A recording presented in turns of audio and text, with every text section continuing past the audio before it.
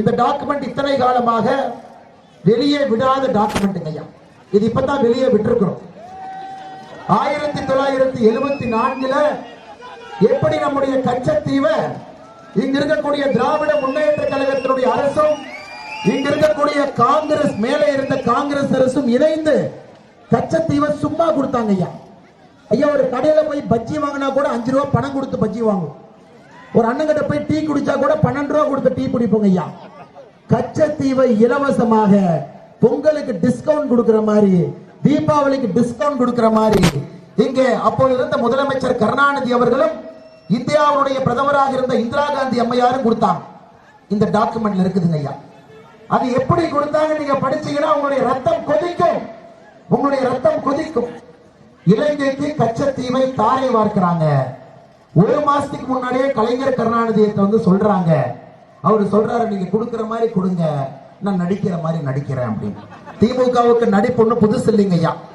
அதன் பிறகு எப்படி நடிக்கிறாருன்னா, கலைஞர் கருணாநிதி அவர்கள் 1 மாதத்திற்கு முன்பு கச்சத்தீவை இந்திய அரசு அங்கே கொடுப்பதற்கு எந்தவித ஆட்சேபனையும் இல்லை என்று சொல்லி கச்சத்தீவை கொடுத்த பிறகு கலைஞர் கருணாநிதி அவங்ககிட்ட பத்திரிகை நண்பர்கள் கேட்கிறாங்க, ஐயா இந்திரா காந்தி அம்மா கச்சத்தீவை கொடுத்துட்டாங்க, இதை பத்தி நீங்க என்ன நினைக்கிறீங்க அப்படின்னு. அன்னைக்கு கலைஞர் கருணாநிதி அவர் ஒரு பதில் சொன்னாரு பாருங்க. கச்சத்தீவு அதிகாரப்பூர்வமாக கொடுத்த பிறகு சொன்னாங்க, கேட்டவுடன் பதைத்தேன், துடி துடித்தேன், என்னுடைய உதடுகள் துடி துடித்தது அப்படிங்கிறார். கச்சத்தீவு கொடுப்பதற்கு 1 மாத காலம் முன்னதாக இந்தியாவுடைய வெளியுறவுத்துறை செயலாளர் வந்து பார்த்து சென்னையில, ஐயா நம்ம கச்சத்தீவை கொடுத்துறோம். கலைஞர் கருணாநிதி சரி கொடுத்துடலாம், நான் நடிக்கிற மாதிரி நடிக்கிறேன், நீங்க கொடுக்கிற மாதிரி கொடுங்க. பாராளுமன்றத்தில் செழியன் அவர்கள் பாராளுமன்ற உறுப்பினர், எங்களை கேட்காம கச்சத்தீவு கொடுத்துட்டீங்க, எங்க மீனவர்களுக்கு அநியாயம் பண்ணிட்டீங்க, ராமநாதபுரம் மாவட்டத்திற்கு அநியாயம் செஞ்சுட்டீங்க. அங்கே நேர்மையான ஒரு மனிதர் அதே பாராளுமன்றத்தில் பாராளுமன்ற உறுப்பினராக ராமநாதபுரத்திலிருந்து மூக்கையா தேவரையா உள்ள உட்கார்ந்திருந்தார். அவர் மட்டும் கம்பீரமாக எந்திரிச்சு, மூக்கையா தேவர் அவர்கள் கம்பீரமாக எந்திரிச்சு பாராளுமன்றத்தில் சொன்னாங்க, எவ்வளவு பெரிய தவறு செய்திருக்கின்றீர்கள், எங்களுடைய மீனவ சொந்தங்களுடைய வாழ்வாதாரத்தை அழித்து விட்டீர்கள் என்று சொல்லிவிட்டு மூக்கையா தேவரையா வெளிநடப்பு செஞ்சார். அன்னைக்கு செழியன் ஐயா திமுகவுடைய பாராளுமன்ற உறுப்பினர் தெரியவே தெரியாது நாடகம் பண்ணார். முதலமைச்சர் கருணாநிதி அவர்கள் பத்திரிகை நண்பர் போய் கேட்கிறாங்க, அண்ணே காங்கிரஸ் கொடுத்துட்டாங்க, இதை பத்தி என்ன சொல்றீங்க? நெஞ்சம் பதைத்தது, உதடு துடி துடித்தது அப்படிங்கிறார். இன்னைக்கு இந்த டாக்குமெண்ட் வந்ததுக்கு அப்புறம் திமுக காரை கப்புச்சிப்புன்னு ஆயிட்டான்.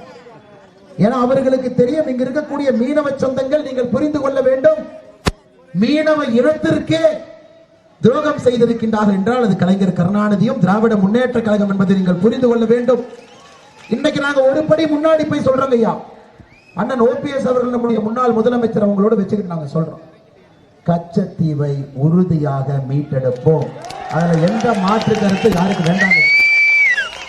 அது எடுத்தால் மட்டும்தான் நம்முடைய மீனவ சொந்தங்களுக்கு நிரந்தரமாக இந்த பிரச்சனை தீர வேண்டும் என்றால் கச்சத்தீவை நாம் மீட்டெடுக்க வேண்டும்.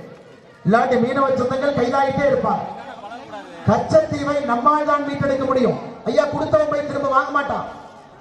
திமுகவை பொறுத்தவரை கடங்கார், அவன் வாங்க முடியாது. இன்னைக்கு கச்சத்தீவை மீட்டெடுக்க வேண்டும் என்றால் மோடி ஐயாவுக்கு நீங்க 400 பாராளுமன்ற உறுப்பினர் கொடுக்கணும்.